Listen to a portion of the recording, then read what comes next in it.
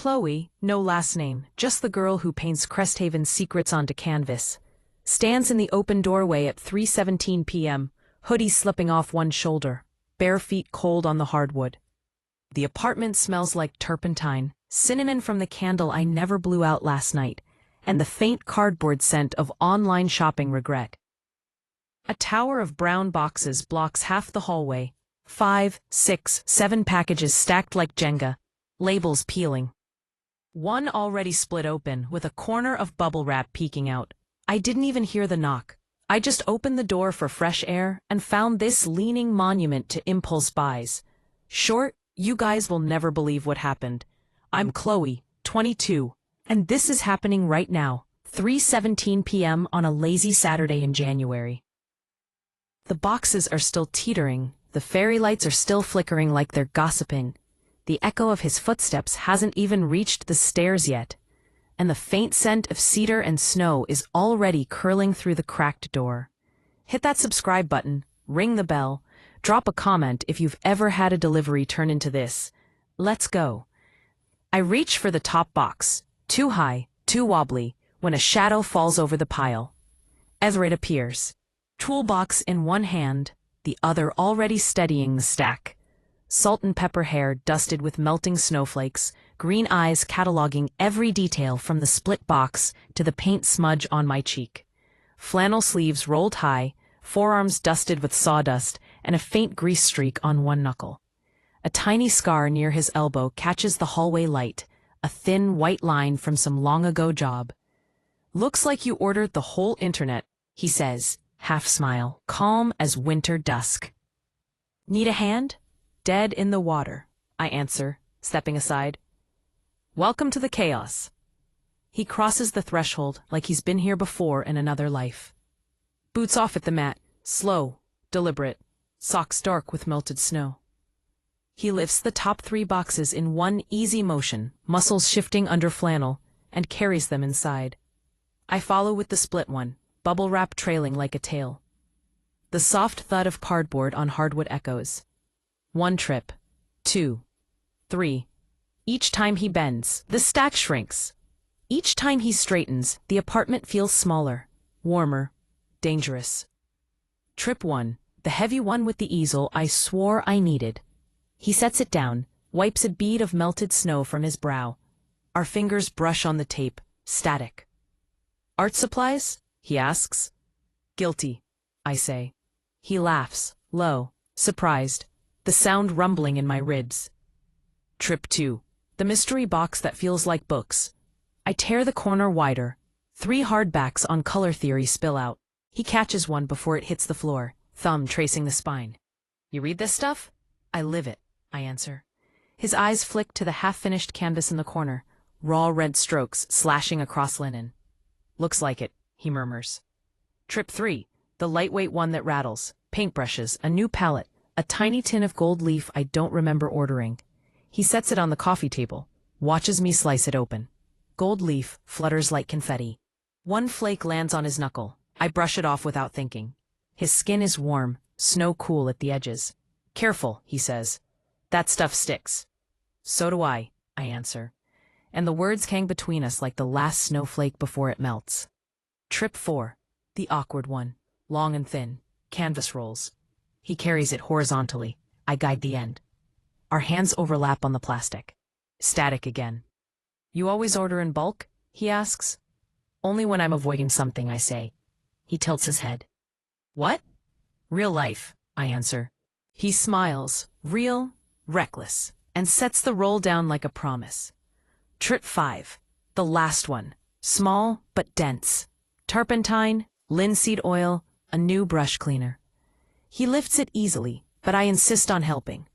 We carry it together, arms brushing, hips bumping in the narrow hallway. The box thuds onto the pile. Silence. The tower is gone. The room is full. He wipes his hands on a rag from his pocket, looks around at the chaos. Mission accomplished.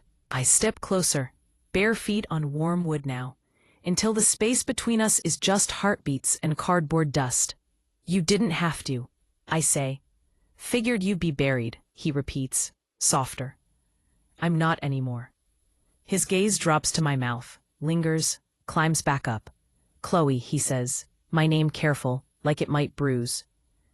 I've been noticing you for a while, I whisper. I noticed. I reach out, fingertips brushing the stubble along his jaw. He catches my wrist, not to stop me, just to hold, thumb pressing the frantic pulse there. His skin is warm, snow warm, cedar warm. You should invoice me, I say. Consider it neighborly, he answers, but his grip tightens. Neighbors don't look at each other like that. Neighbors don't stand this close. For a moment, we're statues. Then he leans in, slow, deliberate, until his forehead rests against mine. Cedar breath, snow, the faint metallic tang of tools. Tell me to leave, he murmurs. Stay, I answer. The packages are inside. Might as well enjoy the delivery. He smiles then, real and reckless, and sets the rag on the counter like a white flag. Outside, the snow keeps falling, silent against the window. Inside, we don't cool down. We talk in whispers, about the scar, about the canvas, about the way the fairy lights hum like they're singing back up.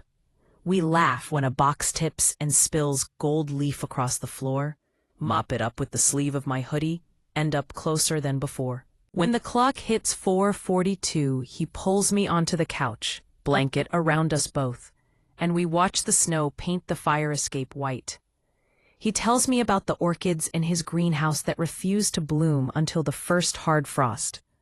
I tell him the red canvas is finally getting a title tonight.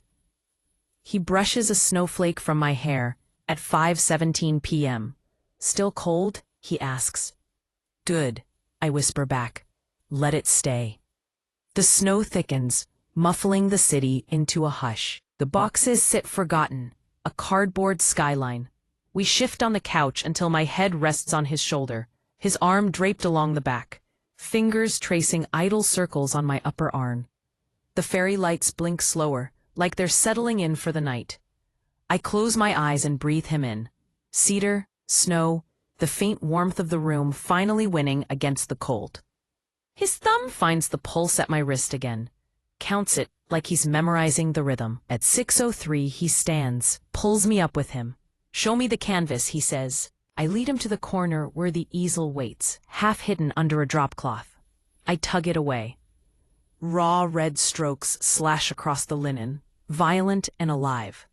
He studies it in silence, then reaches out, thumb hovering just above the paint, not quite touching. It's angry, he says. It's waiting, I correct. He turns to me, eyes soft. What for? You, I say, and the word hangs between us like the last snowflake before it melts. He kisses me then, slow, deliberate, like he's been holding it back since the first thud of cardboard. My hands fist in his flannel.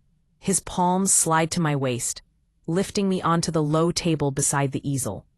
Paintbrushes clatter to the floor. The fairy lights clank in approval. Outside, the snow keeps falling, erasing footprints, erasing everything but this room, this moment, this heat. Midnight finds us back on the couch, blanket forgotten, my legs across his lap. His fingers tracing the line of my knee like he's mapping new territory. It tells me about the first winter he spent alone after she died, how the greenhouse orchids refused to open until he stopped trying to force them. I tell him about the night I moved into this apartment 2 years ago, how the empty walls hissed like they were angry at me for existing. He answers with another kiss, softer this time, like punctuation. At 1:27 a.m., the power flickers, once, twice, then steadies. The fairy lights dim to a single bulb, casting the room in a gold so faint it feels like a secret. He stands, offers his hand. Come on. I follow him to the window. Snow has piled on the sill, thick enough to muffle the world. He presses his palm to the glass. I cover it with mine. Our breath fogs the pane in matching clouds. Still cold? He asks again. Never was, I say. We end up on the floor, backs against the stack of unopened boxes, their warmth seeping through flannel and hoodie and skin. He pulls a sketchbook from the coffee table, flips to a blank page, hands me a pencil. Draw me, he says. I do. Quick lines, the slope of his shoulder, the scar, the way his hair falls across his forehead. He watches my hands, not the paper. When I finish, he takes the pencil, turns the page, draws me. Hoodie slipping, eyes half closed, mouth curved in a smile I didn't know I was wearing. We trade the book back and forth until the lines blur into something neither of us can name. At 2:11, the boxes give a satisfied creak, like they're done their job and ready to sleep. We're not. He stands, pulls me up, leads me to the kitchen where the rag sits forgotten.